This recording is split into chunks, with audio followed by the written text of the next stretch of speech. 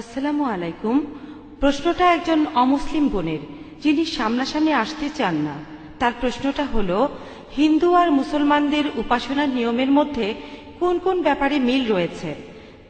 যেমন হিন্দুরা তিরুপতিতে গেলে মাথা কামিয়ে ফেলে, মুসলমানরাও হজের সময় মাথা কামায়।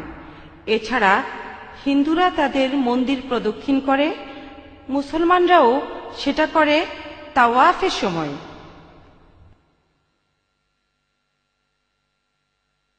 বোন একটা সুন্দর প্রশ্ন করেছেন যে হিন্দু আর মুসলমানদের উপাসনার মধ্যে কোন কোন ব্যাপারে মিল রয়েছে, আর উদাহরণও দিলেন হিন্দুরা যখন তীর্থস্থানে যায় তখন তারা মাথা কামায়, আর মুসলমানরাও যখন হজে যায় তাদের মাথা কামায়, তারাও প্রদক্ষিণ করে, আমরাও প্রদক্ষিণ করি। উপাসনার নিয়মে অনেক মিল রয়েছে। এখন মাথা কামানোর কথাটা আমি বলি। আর আমরা মুসলমানরা আমরা যখন হজে যাই আমরা আমাদের মাথা কামাই, এটা বিনয় দেখানোর জন্য, নম্রতার জন্য, যে আমরা আমাদের সৃষ্টিকর্তার কাছে বিনয় দেখাচ্ছি। আর চুল দিয়ে আমরা সবাই স্টাইল দেই, এজন্য আপনারা অনেক ছেলে আর মেয়েকে দেখবেন চুল দিয়ে বিভিন্ন স্টাইল দিতে। যখন আমরা মাথা কামাই তখন আমরা বিনয় দেখাচ্ছি, আর এই বিনয়টা শুধু মহান সৃষ্টিকর্তার কাছে। আর হিন্দুইজমেও মাথা কামানোর একটা নিয়ম আছে, বিনয়ের জন্য সাদৃশ্য আছে। এবারে প্রদক্ষিণ করা, আমরা যে কারণে প্রদক্ষিণ করি, মানুষ বলে যদি ইসলাম মূর্তি পূজার বিরোধী হয় তাহলে আপনারা কেন কাবাকে প্রদক্ষিণ করেন, কেন কাবাকে সিজদা করেন, কাবাকে কি উপাসনা করেন? আর হিন্দুরা প্রদক্ষিণ করে যখন তারা পূজা করে। হিন্দু আর মুসলমানদের প্রদক্ষিণ করাটা একরকম দেখালেও ব্যাপারটা আসলে আলাদা।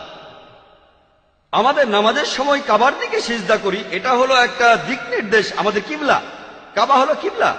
আমরা নামাজ পড়ার সময় কাবার দিকে ফিরে নামাজ পড়ি। এখন যদি এখানে নামাজ পড়তে চান, কেউ বলবে উত্তর দিকে, কেউ বলবে দক্ষিণ, কেউ পূর্ব, আর কেউ পশ্চিম। আমরা একতার জন্য সবাই একদিকে ফিরে নামাজ পড়ি। তাহলে যারা পশ্চিমে থাকে তারা পূর্ব দিকে, পূর্বের লোক পশ্চিমে, উত্তরের লোক দক্ষিণে, আর দক্ষিণের লোক উত্তরে ফিরে দাঁড়ায়। আর যদি আপনারা ভালো করে দেখেন, পৃথিবীর ম্যাপ, প্রথম পৃথিবীর ম্যাপ তৈরি করেন আল ইদ্রিসে 1154 সালে। মুসলমানরা যখন এই ম্যাপ এঁকেছিল, উত্তর মেরু ছিল নিচে আর দক্ষিণ মেরু উপরে, তখনও কাবা ছিল কেন্দ্রে। আর পরে পশ্চিমারা এই ম্যাপটা আঁকলো, তার ম্যাপটা উল্টে দিল, উত্তর মেরু উপরে, দক্ষিণ মেরু নিচে, তারপরে কেন্দ্রে কাবা আছে। আমরা কেন কাবার চারপাশে প্রদক্ষিণ করি? কারণ আল্লাহ বলেছেন আর নবীজি বলে গিয়েছেন। আমার নিজের যুক্তিতে যেটা মনে হয়, প্রত্যেক বৃত্তের একটা কেন্দ্র থাকে। আর যখন আমরা কাবার চারপাশে প্রদক্ষিণ করি, আমরা সাক্ষ্য দেই যে মহান স্রষ্টা কেবলমাত্র একজনই। কিন্তু যদি অনেক দেবতা বিশ্বাস করে কাবার চারপাশে প্রদক্ষিণ করেন, আপনি ভুল করবেন। আর উপাসনা, হযরত ওমর রাদিয়াল্লাহু তাআলা আনহু বলেছেন, যেটার উল্লেখ আছে সহিহ বুখারী 2য় খণ্ডে বুক অফ হজে। তিনি বলেছেন যে আমি এই কালো পাথরে চুমু দিচ্ছি, এই কালো পাথর আমার কোনো উপকার করতে পারে না, কোনো ক্ষতিও করতে পারে না, আমি চুমু দিচ্ছি কারণ আমার নবীজি চুমু দিয়েছেন। ওমর রাদিয়াল্লাহু তাআলা আনহুর এই কথাটা প্রমাণ হয় কোন মুসলমানই কাবাকে পুজো করে না।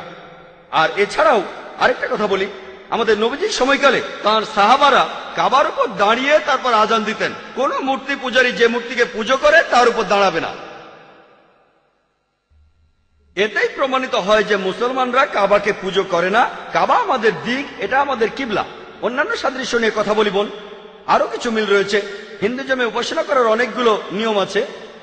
একটা বিশেষ উপাসনা, সেটার নাম হলো ষষ্ঠাঙ্গ।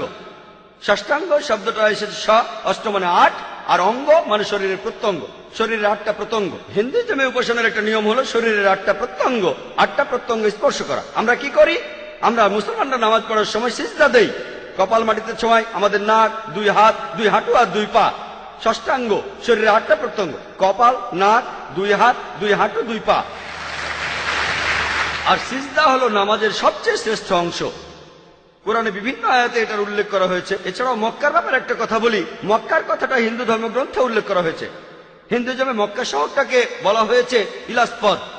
ইলা শব্দটার অর্থ ঈশ্বর, স্পদ অর্থ জায়গা। তাহলে ইলাস্পদ মানে হলো একটা তীর্থস্থান যেখানে ধার্মিকরা ভ্রমণ করে। আর ঋগ্বেদে বলা হয়েছে 3 নম্বর গ্রন্থে 29 অনুচ্ছেদে 4 পরিচ্ছেদে, ইলাস্পদ, সংস্কৃত ডিকশনারিতে ইলাস্পদ মানে ঈশ্বরের স্থান, ঈশ্বরের গৃহ।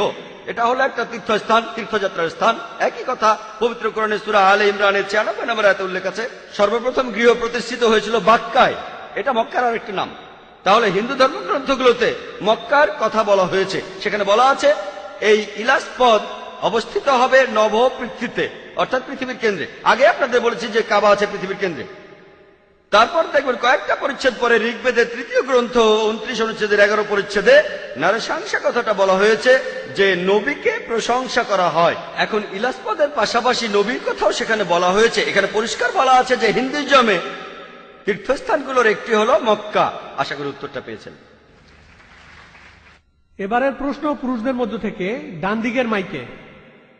আমার নাম দেবরাজ, আমি একজন ইঞ্জিনিয়ার। আমি একটা ইঞ্জিনিয়ারিং ফার্মে সিনিয়র ম্যানেজার হিসেবে কাজ করছি। উপস্থিত শ্রোতাদের সবাইকে বলছি, আজকে আমরা একটা অসাধারণ অনুষ্ঠান উপভোগ করলাম। এই লেকচারে হিন্দুদের সবারই চোখ খুলে গেছে।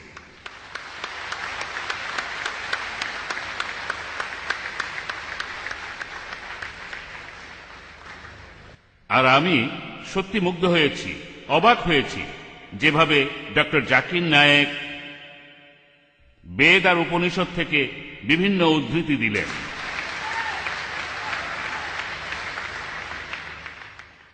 আমি এটাই বলবো, বেশিরভাগ লোকই বলবে ডক্টর জাকিরের এই ক্ষমতা ঈশ্বরই তাকে দিয়েছেন। আলহামদুলিল্লাহ, আলহামদুলিল্লাহ।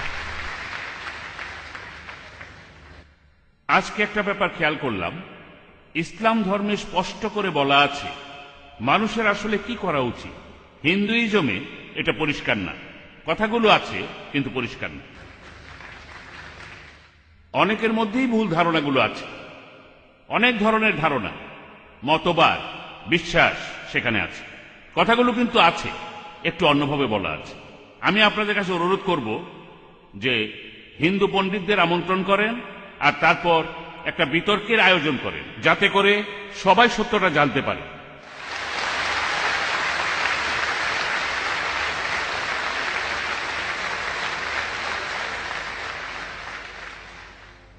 আর এতে করে হিন্দু আর মুসলমানরা আরো কাছাকাছি আসতে পারবে।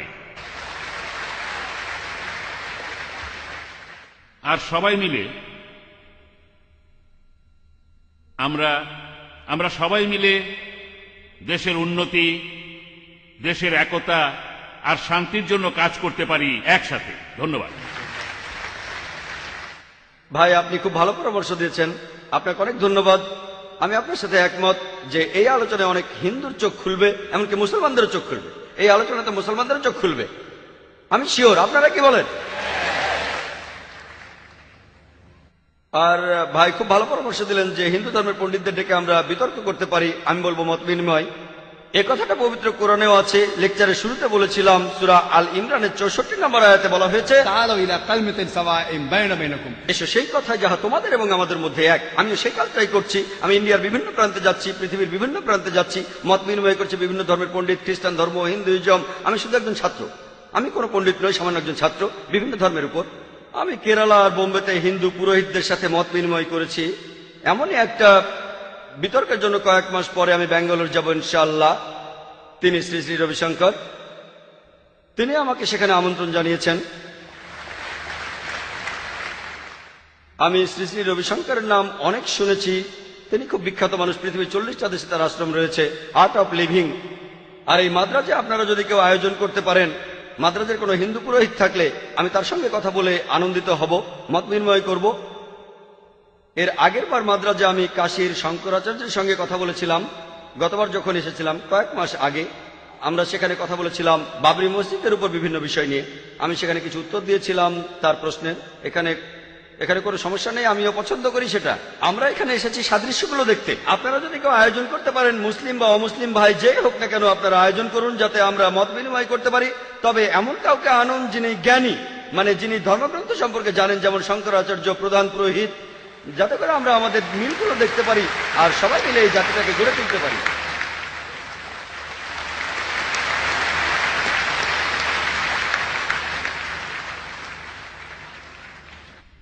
এবার প্রশ্ন করবেন একজন অমুসলিম বোন। মিস্টার জাকির, প্রশ্নটা করেছে আমার এক অমুসলিম বন্ধু। সে আমাকে বলে যে মুসলমানদের মধ্যেই বিভ্রান্তি আছে। মুসলমানরা নিজেরাই এক অন্যকে প্রশ্ন করে যে আপনি কি ওয়াহাবি নাকি আপনি একজন সুন্নি। তার মতে মুসলমানদের বিভ্রান্তির মধ্যে রয়েছে। এখন এই ব্যাপারে আপনি কি বলবেন? এ ব্যাপারে আমরা মুসলমানরা কি বলতে পারি? বোন, আপনি বললেন যে এক অমুসলিম বোন প্রশ্ন করেছেন যে মুসলমানদের নিজেদের মধ্যে বিভ্রান্তি আছে যে আপনি কি ওয়াহাবি নাকি হান্নাফি নাকি মাশরাফি নাকি মালিকি, তাহলে মুসলমানরা বিভ্রান্তির মধ্যে আছে, এর উত্তরটা কি? আমি অমুসলিম এই বোনের সাথে একমত। দুর্ভাগ্যজনকভাবে মুসলমানরা এখন অনেক ভাগে বিভক্ত। তবে আমি যখন হিন্দুদের বেদ পড়তে বলছি তখন মুসলমানদেরও কোরআন পড়তে বলছি।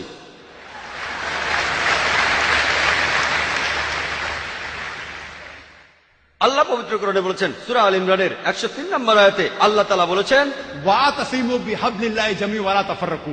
আল্লাহর রজ্জু শক্ত করে ধরো আর বিচ্ছিন্ন হয়েও না। আমরা আল্লাহর রশি ধরবো, আর সেই রশি হলো পবিত্র কোরআন আর সহিহ হাদিস। আল্লাহ কোরআনে বলছেন সূরা আল আনামের 159 নম্বর আয়াতে উল্লেখ আছে, যারা দিন সম্বন্ধে নানা মতে সৃষ্টি করেছে, হে রাসূল তাদের দায়িত্ব তোমার নয়। ইসলাম ধর্মে বিভিন্ন দল আর মত তৈরি করা এটা নিষিদ্ধ, এটা হারাম। কিন্তু যদি মুসলমানদের বলি আপনি কি, কেউ বলে আমি হানাফি, কেউ বলে মাশরাফি, কেউ বলে হামলি, কেউ বলে ওয়াহাবি। নবীজি কি ছিলেন? তিনি কি হানাফি?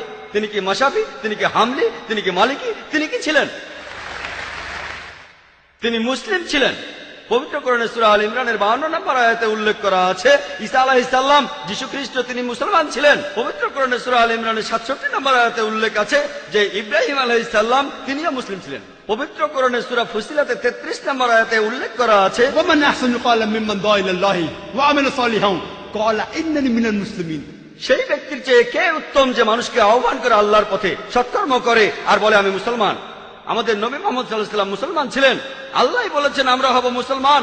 মুসলমানের চেয়ে ভালো কোনো বিশেষণ নেই। আর চারজন বিখ্যাত ইমামের সবাই, ইমাম আবু হানিফা, ইমাম মাশরাফি, ইমাম আহমদ ইবনে হাম্বল, ইমাম মালিক, আল্লাহ সবাইকে শান্তিতে রাখুন, তারা বিখ্যাত পণ্ডিত। আমি তাদের সবাইকে শ্রদ্ধা করি, পছন্দ করি। তারা বিখ্যাত পণ্ডিত। আর এই পণ্ডিতদের সবাই বলেছেন, এই চারজন ইমাম বলেছেন, যদি আমার কোনো ফতোয়া আল্লাহ ও রাসূলের বিরুদ্ধে যায় তাহলে তোমরা আমার ফতোয়াকে ছুঁড়ে ফেলে দাও।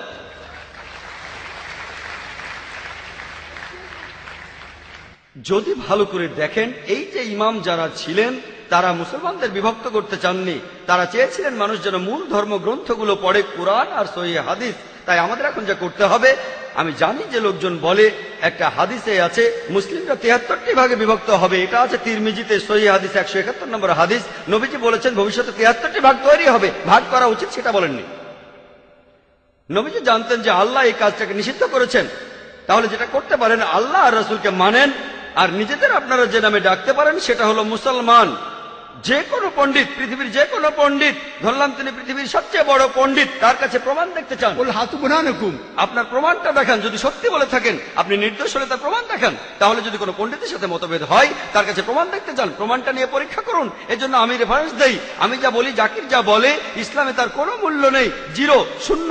সেজন্যই বলি, জাকির বলেনি, আল্লাহ বলেছেন কুল হুয়াল্লাহু আহাদ, বলো তিনি আল্লাহ এক, অদ্বিতীয়। আমি জাকির বললে ইসলামে এটা মূল্যহীন, শূন্য। আল্লাহ যা কিছু বলেছেন সেটা মানতে হবে, নবীজি বললে সেটাও মানতে হবে। সেজন্য বোন, মুসলিমদের বিভক্ত হওয়া উচিত না, আমাদের শুধু মুসলিমই বলা উচিত। আর কোরআন আর সহিহ হাদিস আমরা মেনে চলবো। যারা বিভিন্ন মতের সৃষ্টি করে তারা ইসলামের বিরুদ্ধে।